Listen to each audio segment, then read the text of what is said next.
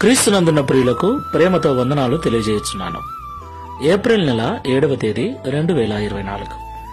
ఈరోజు దేవుడు మనకు చేస్తున్న వాగ్దానం ఏమిటనగా కీర్తనల గ్రంథము 34వ కీర్తన 17వ చరణం. నీతిమంతులు మొరపెట్టగా యెహోవా ఆలకించును, వారి శ్రమలన్నిటిలో నుండి వారిని విడిపించును. ఆమేన్. నా ప్రియమైన సహోదరి సహోదరులారా, మనమందరము కూడా ప్రార్థన చేస్తూ ఉంటాం.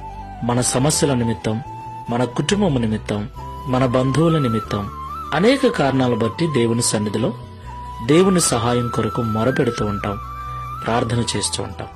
అయితే దేవుడు మనం చేసే ప్రార్థన వినాలి, మన పరిస్థితులను చక్కబరచాలి, మన శ్రమల నుండి కొరతల నుండి విడిపించాలి అంటే మనము నీతిమంతులమై ఉండాలని దేవుడి ఉదయకాల సమయంలో మాట్లాడుతున్నాడు. ప్రియులారా, నీతిమంతులు మొరపెట్టగా యెహోవా ఆలకిస్తాడని దావీదు గారు మాట్లాడుతున్నారు.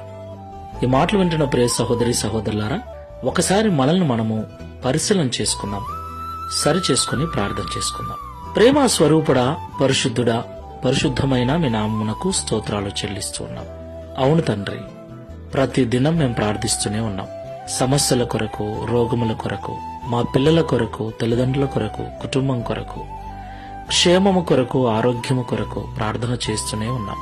ఇలా అనేక విషయముల నిమిత్తమై నీ సన్నిధిలో మొరపెడుతున్న మేము మా మొరను మీరు విన్నట్లుగా నీతిమంతులమై ఉండాలని మాతో మాట్లాడారు. ఈ ప్రార్థనలో ఏకీభవిస్తున్న మేమందరం కూడా నీతిని అనుసరించి నడుచుకుని వారుగా ఉండటకు సహాయం చేయండి. ప్రియ తండ్రి, క్రియల మూలమైన నీతి, విశ్వాస మూలమైన నీతి మేము కలిగి ఉండుటకు కృప చూపండి. నీతి నిమిత్తమై ఆకలి దప్పులు కలిగి ఉండుటకు కృప చూపండి.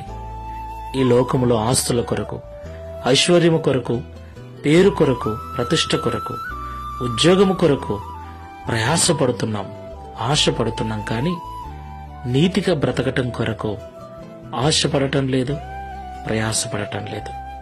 అయితే ప్రతి క్రైస్తవుడు ఈ లోక భోగముల నిమిత్తము కాకుండా నీతి కొరకు ఆకలి దప్పులు కలిగి ఉండాలని పరిశుద్ధ గ్రంథం సెలవిస్తుంది. అప్పుడే నీ సన్నిధిలో మేము చేసే ప్రార్థన, పెట్టే మొర మీరు విని మాకు సహాయం చేస్తారని కూడా మాట్లాడారు. ఈ ప్రార్థనలో ఏకీభవిస్తున్న మేమందరము కూడా నీతి నిమిత్తమై ఆకలి దప్పులు గల వారమై ఉండి, విశ్వాస మూలమైన నీతిని, క్రియల మూలమైన నీతిని కలిగి ఉండి నీతిమంతులుగా జీవిస్తూ నీకు మొరపెట్టినట్లు ఆ మొర మీ ద్వారా నెరవేర్చబడి, శ్రమల నుండి, కొరతల నుండి విడిపించబడి, సమృద్ధి కలిగి నీకు సాక్షిగా జీవించే కృపను అనుగ్రహించమని, తద్వారా ఈ దిన వాగ్దానమును మా అందరి జీవితంలో నెరవేర్చమని యేసు నామములో ప్రార్థిస్తున్నాము తండ్రి. Amen. Praise the lord. God bless you.